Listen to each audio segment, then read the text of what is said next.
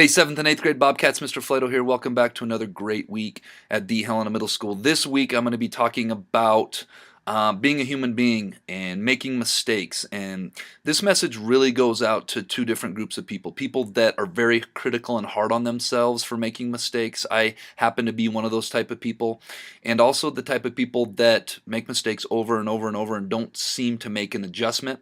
And then obviously this message is for everybody in between. And today I'm just going to talk about making mistakes and how they can be some of our greatest teachers in life, and how some of the greatest lessons in life come from making mistakes. So let's get rocking and rolling on this. I hope your guys' third quarter is off to a great start. I hope we're staying on top of our missing assignments. It's so much easier to stay on top of things from the beginning than to let things pile up where you feel overwhelmed. So without further ado, let's get rocking and rolling, and let's, of course, make it a great week at the Helena Middle School. Lesson is going to be titled, Why Making Mistakes Can Be Good. But first, let's be our best this week at HMS. Let's be safe, let's be responsible, let's be respectful, and let's be a learner. All right, to start this Bob lesson, I had some 7th graders help me with a little game or a little challenge that I came up with in some videos you'll see here in a minute. And the objective of this game was to start at the top, and they had one of 3 options in every round to step on. And only one of the pieces of paper in the video is the right path to step on. The other 2 was not the right path. And you can see that the right path is marked with an X starting at the top and moving towards the bottom. And if they found the right path and it was the right step that they stepped on, they heard a little bell ring. If it was not the right path, they heard some variation of this no button that I have here.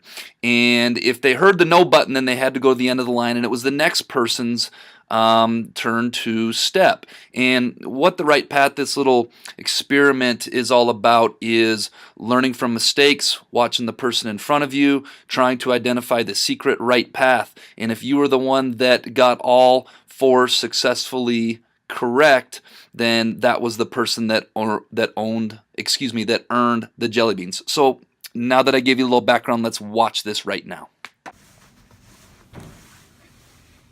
For the last time, no. I told you.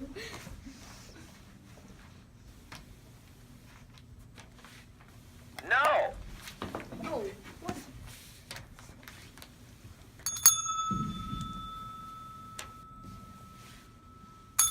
No. Oh my god.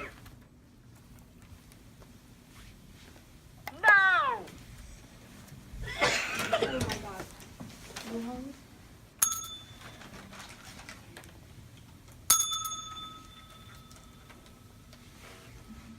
Oh, I thought it was.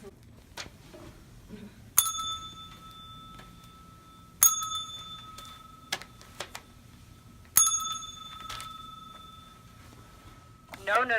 Oh, wow, Dante gets it again. Yep.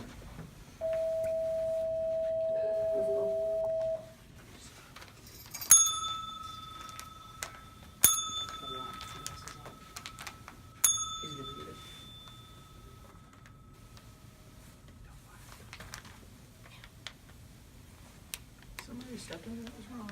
No. Dana knows. Hey, Leo.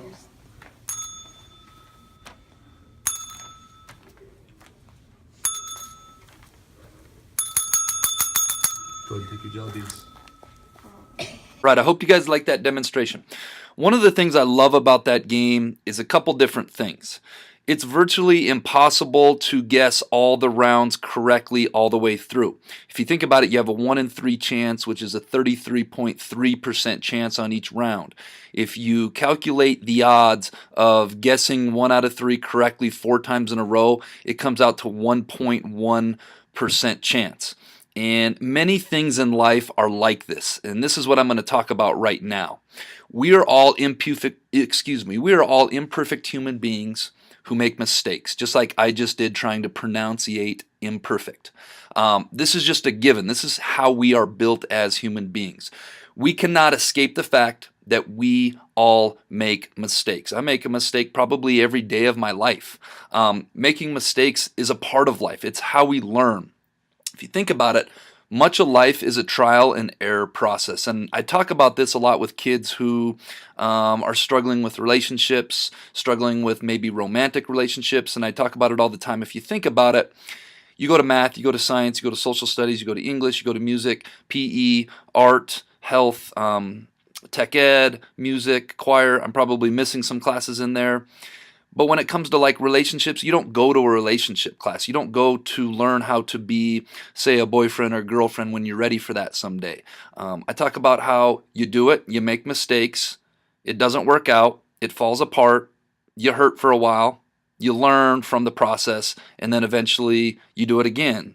Rinse and repeat. And so many things in life are like this. So many things in life don't have a black and white objective way lined out on how to do something. You've got to do your best, try your best, make mistakes, learn from your mistakes, and not make those same mistakes twice. So much of life is a trial and error process, and sometimes we're hard on ourselves, and sometimes we forget about that in life. There's so much of life out there that is gray. There's so much of life out there that is all about doing, failing, learning from it, and trying again. The last absolute is accept the fact that you're fallible, which means you're prone to making mistakes, and you will make mistakes. Don't go out there trying to live a perfect life. We want to go out there living within the rules. We want to go out there living with a good heart. We want to go out there living with respect, being responsible. We want to go out there living morally sound. But even when we do all those things, we need to accept the fact that we're human beings and we're going to make mistakes. All right, now that we got the absolutes out of the way, you may be asking yourself, okay, how can we use this? Well, first of all, mistakes can be our greatest teacher. If you think about maybe being a little kid and touching a hot stove for the first time, did you ever repeat that mistake again? Probably not. So when we fail in life, which we're gonna, it's inevitable. All of us fail all of the time. Let that be a teacher. Let that re-guide you the next time you are in that situation. Making mistakes, we learn what to do and what not to do. Just like the hot stove analogy. As a young person, as a young child maybe, when we did touch that stove, we learned stoves are hot. Let's not touch that again. As human beings, we accept the fact that we will make mistakes. As I talked about in the intro, so many students are wired thinking making a mistake is not a good thing. The best thing we can do when we make a mistake, and I see this all the time, is recognize you make a mistake, own making a mistake, take responsibility for making a mistake, and then learn what you're going to do differently next time. That's the best way to move forward when we make mistakes. Where adults get irritable, where your parents get irritable, where Mr. Boyle gets irritable, is when we make the same mistake twice. There's a quote out there that goes something along the lines of, making a mistake is just being human. We're going to make mistakes. Making the same mistake twice, that is where it becomes a choice. When your teachers are constantly asking you to do something that is not being responsible or respectful in the classroom, when you're down at the principal's office for the same offense over and over again, when us as teachers or counselors or adults make the same mistakes and our bosses get on us, that's when adults and people in authority start getting a little irritable and a little cranky, because that tells us that it's not just a mistake, you're now making a choice. And finally, if we revert back to the video, you'll notice that pay attention to what other people are doing. Learn from other people's mistakes so you don't have to make them. If you think about the video, if you were watching the other people and then your turn came up, they should have unveiled what the right path was. And so many times when I do that experiment with kids, a kid in front of somebody will step on maybe the middle square and get the no button, and then when it becomes their turn, they step on that same one. Well, that kind of goes for life. I referee basketball. I talk a lot about refereeing basketball in these and in life because it's a microcosm of life. And when us as officials boot a rule, it just happened last night. I was watching some officials that misapplied a rule, and we talked about it.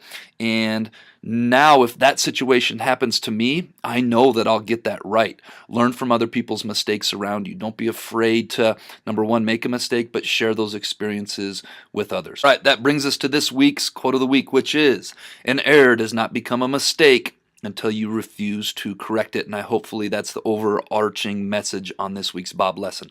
All right, this week's Jellybean question of the week winners. I decided to reward as many that I could. I believe the correct answer was 40 squares. So Capona Rivas, Jasper Cook, Caleb Tubbs, Cameron Whitrock, Sam Stutz, Garrett Scogan, Amara Hool, and Anthony McLean. Come see me for some jelly beans. This week's Jellybean question of the week is, if this faucet drips, which tank will be full first? This is kind of a little science question.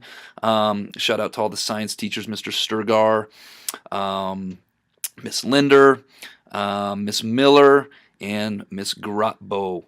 So which tank will be full first? If you think you know, just put the number in your name in the Bob box before Friday. All right, 7th and 8th grade Bobcats, let's make it a great week at the Helena Middle School.